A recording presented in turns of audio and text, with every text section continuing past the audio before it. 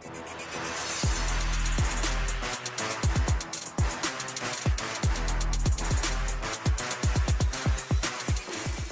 everybody, Phil here. Today I want to talk about how to adjust to somebody who's not bluffing rivers enough. There are some obvious adjustments that you probably already are thinking of, but actually there are spots on not just the river, but on the turn and flop as well, where you can make adjustments. And also talk about one specific leak that I see in almost everybody that I talk to about poker with regards to check raise bluffing the river, or bluff raising the river in general.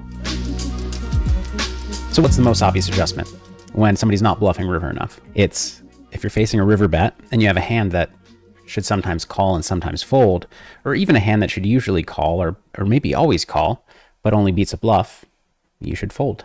The way that poker works in theory is, your opponent's supposed to bluff a certain frequency based on the bet size and the pot size, and then you're supposed to defend a certain frequency based on that. However, if your opponent is bluffing 3% less often than they should, now all of a sudden the correct counter strategy, assuming they're not going to readjust, is to just fold everything, all of your bluff catchers, because now your opponent's not bluffing enough. Your calls are all going to be losing money on average. So that's the simple way to go about it. The only point that I really want to hammer home there is, don't feel obligated to call with hands that are supposed to be a call against somebody who's just bluffing half as much as they should. So let's get into some of the more interesting adjustments. So starting on the river, which is kind of closer to the obvious place to make adjustments, and then we're gonna backtrack to the turn as well. So I'm gonna give you just an example board. So let's say that we face a button open, we call in the big blind with king 4 of diamonds, and the flop is king 10-8 with 2 spades. Check, our opponent c-bets, we call. He c-bets small. Turn is a 4 offsuit, giving us 2 pair. We check, our opponent checks, and now river is a 10, pairing the 10 on the flop and counterfeiting our 2 pair. So this is normally a spot where you would want to check call, because in addition to having a weak kicker with your king, and in addition to the 10 coming on the river, which could give your opponent trips, you also block the 4, which is a hand that could potentially call you. However, against an opponent who doesn't bluff enough, a lot of the value in checking this hand comes from, first of all, inducing bluffs. You check, your opponent bluffs, you call, and you block 2 pairs. So you block showdown value, you block hands that can value bet, and you block hands that would never bluff, but you unblock bluffs. But the second thing is, if you bet small on the river, or even bet larger on the river, you run the risk of facing a raise by a hand like a 10, which your opponent can rep very credibly. The thing is, when you're playing against somebody who doesn't bluff nearly enough, you don't really have to be worried about getting raised by a 10, because you can just fold. Now, if your opponent is bluffing almost enough, you should still fold to the raise, but you have to be a little more careful, because let's say you bet small here. Maybe they're not bluff raising quite enough, but they're still going to bluff raise sometimes, and with hands that you had beat that you're then going to fold to. But if they're really under bluffing, and especially for raises, going ahead and betting is low risk. The other thing is, if they're almost bluffing enough, now the check call is like kind of okay. They could value bet a chop, so you don't necessarily need to check fold. Then you'll induce some bluffs. But against a player who is just clearly not bluffing enough, both for the bet when check 2 and for a raise when facing a small bet, you should just always small bet this hand and try to get a little bit of value against ace queen, thinking you missed a draw, against pocket nines, whatever they may have that decided to c-bet the flop and check back turn. Just go for a little bit of value, and that's going to be the way to take advantage of them, besides just folding when you have a bluff catcher. In addition to skipping those value check raises with hands like ace 10, you actually want to skip check raise bluffs. And this is something I could talk for a while about. It's something that a lot of people mess up. I want to get back to it a little bit later. But first I want to talk about turns and actually flop play as well. I think as you get further removed from the node in the game tree that we're talking about, where there's a leak, which is that your opponent is not bluffing river enough, the adjustments get less obvious. So I want to talk now about turn adjustments. We'll go with the example of Jack 10-6 with a flush draw. And then a 5 of clubs bringing 2 flush draws. So let's say we are in late position, early position raises, we call, and our opponent bets twice. They c-bet flop and they c-bet turn. Well, now against somebody who is playing a normal range, a hand like ace 10 is in, like ace 10 off is in pretty rough shape, because you lose to all their value bets, all their semi bluffs are going to have reasonable equity, and the board is going to get scarier on the river pretty often, and you're going to end up folding the best hand sometimes. But against somebody who doesn't bluff enough, I should specify, doesn't bluff enough on river, hand like ace-10 goes up in value quite a bit. Of course, if they just don't even semi-bluff on the turn, well, now ace-10 is just a bad call, regardless of how they play the river, because they just have too much value. But if they semi-bluff hands that they should, they're betting some ace-queen and some king-queen and some flush draws. But once the river hits and they brick, they're just going to check fold. Now a hand like ace-10 goes up in value. Other hands that do very well against somebody who bluffs enough rivers are like big draws. So queen-9 of clubs on this board, where there's a club flush draw on the flop, let's say. Because in addition to being able to hit your draw and make money with a bet, you also might get bluffed into. Once you hit your draw, then you can raise or call, depending on which draw you hit and how scary the board got. Those hands go down in value a lot. Now, queen-9 of clubs, for example, on this board, I'm never folding anyways. But some other flush draws against a really big bet, you might shy away from continuing with. There's kind of a double-edged sword in that if they're not going to bluff, let's say on a brick river, now when you call turn with, I don't know, 7-8, they're going to sometimes check to you with hands that would have bluffed and now check fold.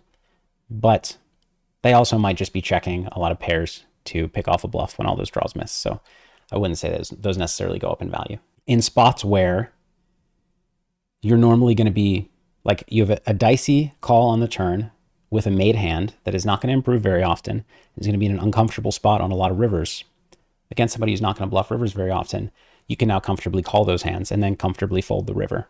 But knowing that very often the river's going to go check, check, and you're going to win. The same is true in spots where you might want to value bet yourself. So let's say flop is, let's say that cutoff opens, you call in the big blind with ace-4 of diamonds, and the flop is ace-queen-3. You check, they check back. And let's say now the turn is a 9, bringing a flush draw. So ace-queen-3, 9. Rainbow flop, turn brings a flush draw. This is a pretty good check call hand normally. And part of the reason is that when you bet and the river changes the board, now your value bet's kind of thin. You could potentially get bluff raised. Also, if you check river, you're going to be in a dicey spot where they can go for value with anything better than your hand. And especially if some draws complete, again, you get in dicey spots. But against somebody who's not going to bluff river, just go ahead and take your value on the turn, bet the turn. And then if the river is really safe, you can go for a small value bet. If the river is really not safe, if it's a really scary river, just check.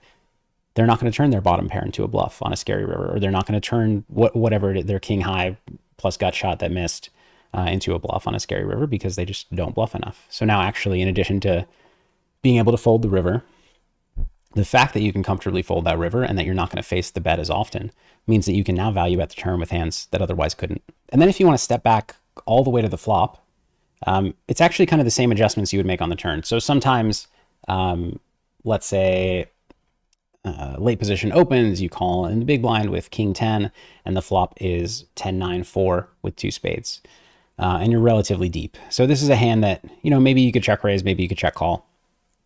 Against somebody who's not going to bluff rivers often enough, like part of the reason you don't check raise this hand is because you're inflating the pot, and then the turn and the river are often going to be scary for your actual hand, and you're going to be put in some difficult spots. But if you're up against somebody who's not going to put you in those difficult spots, now you can go for that value raise right away on the flop with king 10. And, if the turn's a jack of spades, just check. And, maybe you check call, maybe you check fold, depending on how much they bet. But just know that you're going to safely be able to check fold river. You're not going to face as many river bluffs. And therefore, you can go for more value now without fearing the consequences and repercussions of the board getting dicier for you. So now that we've covered flops and turns, as well as most of river play, I want to talk a little bit more about bluff raising river against people who don't bluff enough, because I think it's something that everybody messes up for the most part, not just in the way that they play, but conceptually. So on that same board, you might normally check raise a hand like ace 10 or 10-8 or 4, what have you, against an opponent who's not bluffing nearly enough. Well, now they didn't bet the turn, so they don't have a lot of, ace king, king queen. When you check river, they're not going to have a lot of value bets when you block the 10 especially, and they're not going to bluff. So you're not inducing a lot of river bets. You're much better off just going for value yourself. So you actually, against somebody who doesn't bluff that much, when you're out of position, you just don't go for many check raises for value. And you also don't go for many check raises as a bluff. This is a concept that I think a lot of people really struggle with.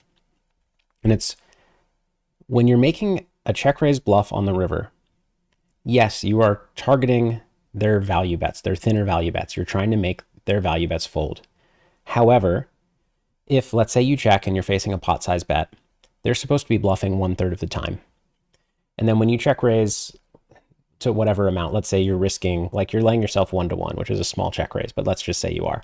They need to fold half the time and call half the time, which actually means they're going to fold all 33% of their bluffs. So they only need to fold another 17% of hands of their 67% value bets. So now they actually have to call most of their value bets when you're making a small raise there. Now in that same scenario, if they have 10% bluffs instead of 33, well, now they fold those 10% bluffs, and now they have to fold 40 out of their 90% value bets. They have to fold a lot more of their value bets. So actually going for check raise bluffs against people who are way under bluffing can often be very expensive, because part of the value and part of the expected value of check raise bluffing is that you're getting bluffs to fold as well as their value hands to fold. So keep that in mind. I think some people make the opposite adjustment and they think, well, I'd normally call with this hand, but this guy's never bluffing, so I can't call, but maybe I can check raise and make him fold a pair. The people that you can't call against are also people that you shouldn't be bluff raising very often, unless of course they have another character trait, which is that they way overfold to raises, right?